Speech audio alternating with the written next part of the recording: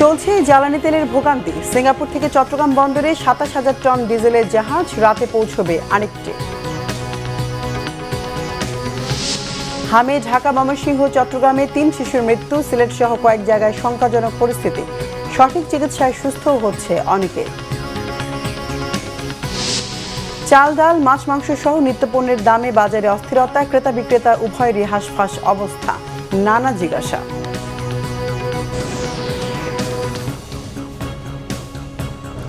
দেখছিলেন ক্রম সিমেন্ট সংবাদ শিরোনাম। সরবরাহ স্বাভাবিক রয়েছে সরকারের এমন আশ্বাসের পরও রাজধানীর বেশিরভাগ ফিলিং স্টেশনে তেলের জন্য আজও গাড়ির দীর্ঘ সারি। লম্বা লাইনে দীর্ঘ অপেক্ষা। কয়েক সপ্তাহ ধরেই এমন ভোগান্তির মধ্য দিয়ে জ্বালানি কিনতে হচ্ছে রাজধানীর মোটরসাইকেল ও প্রাইভেট কার চালকদের। পেট্রোল পাম্পের কর্মকর্তা ও কর্মচারীরা জানান, অনেকেই চাহিদা না থাকলেও তেল নিতে আসেন, আর এদের সংখ্যা ৬০%রও বেশি।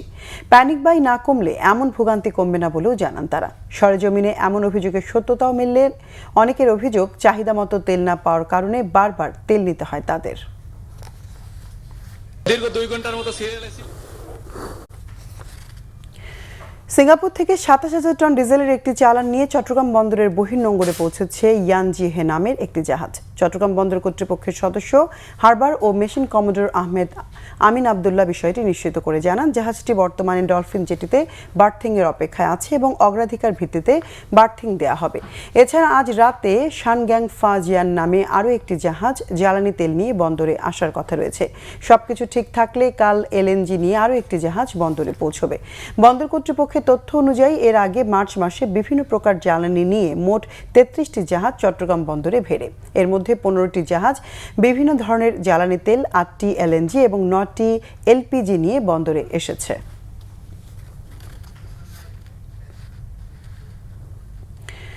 দেশজুড়ে গত কয়েক সপ্তাহে উল্লেখযোগ্যভাবে বেড়েছে হাম রোগীর সংখ্যা। রবিবার থেকে সারা দেশে 6 মাস থেকে 10 বছরের বাচ্চাদের হামের টিকা দেবে সরকার।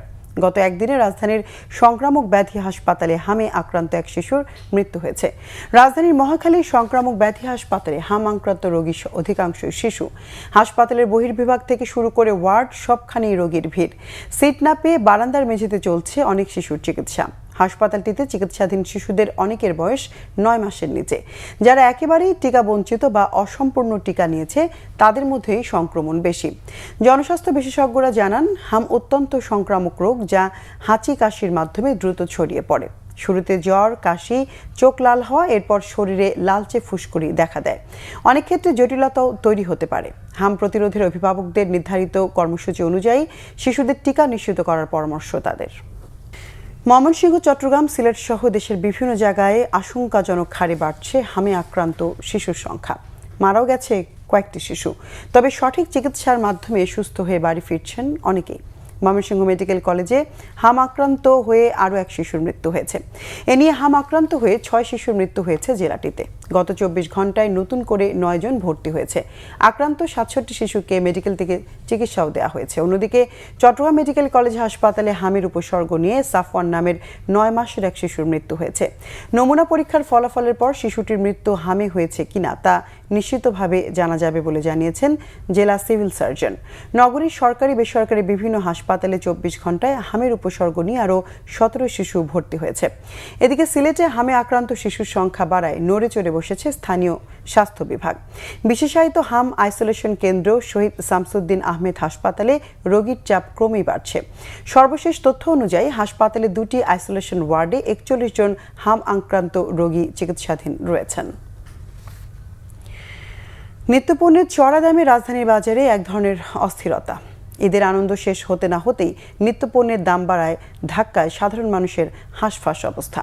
বেড়েছে মাছ, মাংস সহ সব ধরনের সবজির দাম। বাজারে হতাশা ক্রেতা ও বিক্রেতা উভয়েরই। গরুর মাংসের কেজি এক সপ্তাহ আগেও মিলত 750 টাকায়, এখন বিক্রি হচ্ছে 850 টাকায়। বেড়েছে খাসির মাংস, ব্রয়লার সহ সোনালী মুরগির দামও। বেড়েছে সব ধরনের মাছের দামও। মধ্যপ্রাচ্যে চলমান অস্থিরতা আর বৈশ্বিক জ্বালানি সংকটের ঢেউ এসে লেগেছে দেশের বাজারে। সরবরাহ কমে যাওয়ায় প্রায় সবকিছুর দামই ঊর্ধ্বমুখী। এই পরিস্থিতিতে বাজার স্থিতিশীল রাখতে দ্রুত কার্যকর পদক্ষেপ দরকার।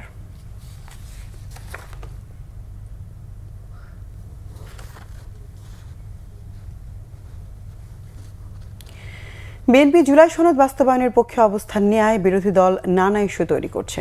প্রকৃতপক্ষে বিরোধী দলই জুলাই সনদ বাস্তবায়ন চায় না বলেছেন বিএনপির vice chairman chief whip Nurul Islam Moni. বর্তমান সংবিধান বিরোধী দলের পরাজয়ের দলিল বলেই ছুঁড়ে ফেলতে চায় বলে মন্তব্য বিএনপির অন্য নেতাদের। স্বাধীনতা দিবস উপলক্ষে শুক্রবার জাতীয় প্রেস ক্লাবে জাতীয়তাবাদী সাংস্কৃতিক দলের আলোচনায় অংশ নেন জাতীয় সংসদের চিফ হুইপ নুরুল ইসলাম মনি ও ঢাকা দক্ষিণ সিটি কর্পোরেশনের প্রশাসক আব্দুস সালাম সহ বিএনপির বিভিন্ন পর্যায়ের নেতারা। দেশের গণতন্ত্র পুনঃপ্রতিষ্ঠা ও দেশে প্রান্তিক মানুষের জীবনমান উন্নয়নে শহীদ প্রেসিডেন্ট জিয়াউর রহমানের অবদানের কথা স্মরণ করেন তারা। চিফ হুইপ বলেন, বিএনপিকে জুলাই সনদ বিরোধী হিসেবে চিহ্নিত করতে চায় একটি দল যারা বর্তমান সংবিধান ছুঁড়ে ফেলতে চায়। আলোচনায় উঠে আসে দেশের জ্বালানি সাশ্রয়ে সরকারের নানামুখী পদক্ষেপের কথা। যে বাংলাদেশের মুক্তিযুদ্ধের স্বপ্নটা বাস্তবায়িত হচ্ছে, কষ্টটা সেখানে। আর আপনাদের দুটি দলই মুক্তিযুদ্ধকে ইনডাইরেক্টলি বিরোধিতা করেছেন, মুক্তিযুদ্ধটা চান নাই। সেই কারণে আওয়ামী লীগও যে পথে হেঁটেছেন, আজকে জামাতও কিন্তু সে একই পথের নাবিক। এই কারণে তারা বিরোধিতা করবে এবং সেইখানে আমরা বলি সাহসের সাথে, যোগ্যতার সাথে বিএনপি এগিয়ে যাবে। আমরা হায়ার পক্ষে জুলাই সনদ 100% অক্ষরে অক্ষরে আমরা বাস্তবায়ন করতে চাই এবং আমরা করা শুরু করেছি, কিন্তু তারা সেই জুলাই সনদ বাস্তবায়ন চায় না।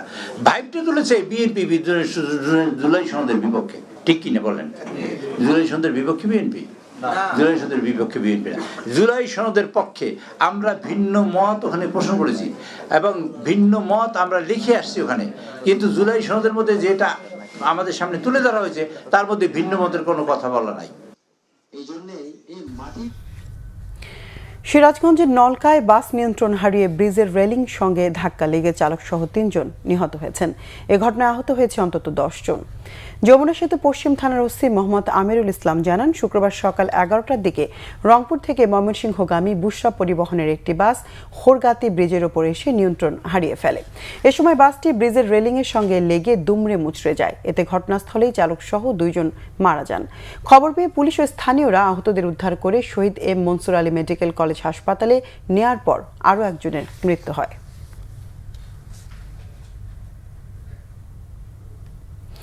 দর্শক, এই ছিল এখনকার মতো। পরের সংবাদ সন্ধ্যা 6টায়। এর আগে 5টায় রয়েছে নিউজ টপ 10 দেখার আমন্ত্রণ রইল। এতক্ষণ সঙ্গে থাকায় ধন্যবাদ সবাইকে।